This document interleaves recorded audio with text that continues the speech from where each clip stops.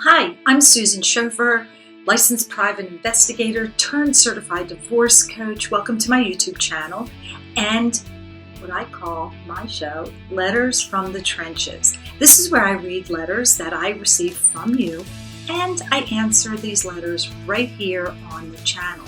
These questions are really common, so it may be one that you have encountered yourself. So tonight's letter, I start off with one from Robbie. And Robbie tells me that she and her husband have just separated about a month ago. They have two little girls, ages 4 and 5. And a week ago, Robbie met an amazing guy and she wants to start a new relationship with him. And she wants to know how I feel about that. Well, Robbie, you're going to hear a lot from me tonight. So let me start with something that a very wise attorney said to me over a decade ago when I went through my own divorce. And she said, the best time to start dating again is once the ink dries on the paper of your divorce decree. And that was very sound advice for a lot of reasons, and I'm going to talk about them here.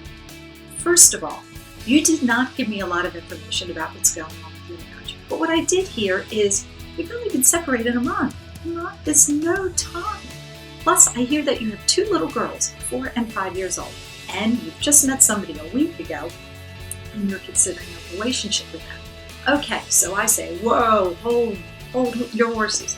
And the reason I say that is because, did you know, I bet you didn't, but 1/3 of all marriages, that's 33 out of every 100 people who go to get a divorce, end up reconciling within a week prior to their scheduled divorce date.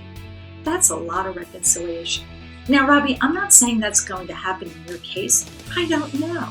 But here's what I do know. Statistically, that happens often. And guess what? If you had a relationship during this period, it's an infidelity. So whatever problems you and your husband had or are having, problems enough to make you separate and even consider divorce, if you end up dating somebody, having a relationship with somebody, that just creates infidelity, and that will make reconciliation even harder. It just layers in another problem. And if you want to reconcile, why would you want more problems? So that's number one I want you to consider. Number two, you have two little girls that need a lot of your time. Divorce is shattering their lives, so they need special love and attention. And that brings me to this new relationship. How much time do you have for a new relationship? If you only met this person a week ago and you're considering a relationship with them, is that a serious relationship?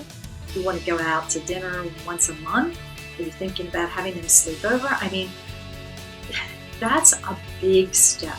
And it's a big step in many ways. First of all, it's not fair to get involved with somebody who maybe is ready for a relationship and you're not. That's number one. Number two, are you thinking about bringing the person around your children?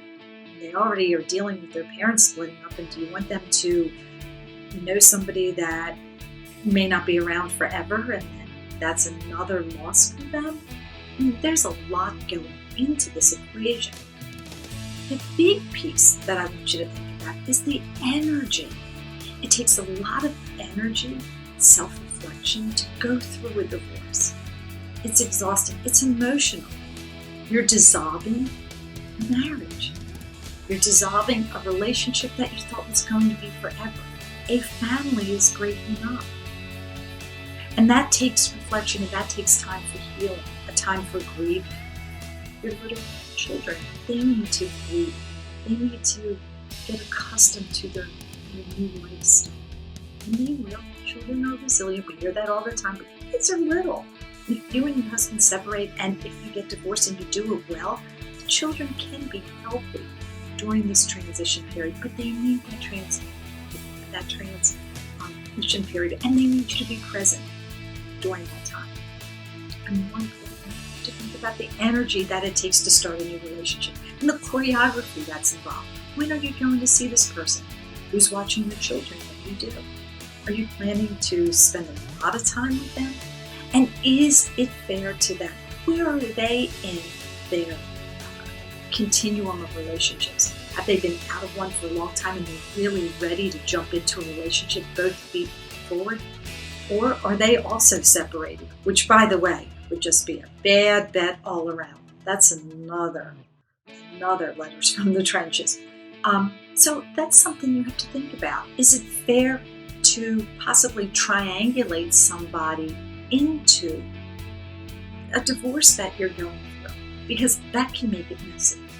So I want you to think about these things, Robbie. And I know you're probably feeling lonely and you want companionship and you want to be with somebody and you want to have a relationship. I get that. We all want that.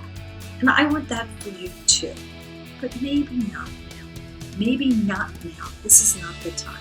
It's not fair to you. It's not fair to your children. And it's surely not fair to somebody else who is really looking for a relationship.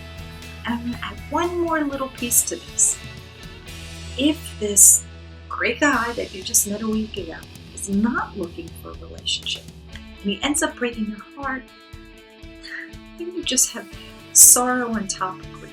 So my suggestion to you is give it some time, see what happens during the separation period, do some self-reflection, take care of yourself, take care of your children. Really think about if divorce is the way you and your husband are going. And if it is, wait a while before you start dating. Now's not really the time. I wish you luck, health, and safety, and happy, you and your family.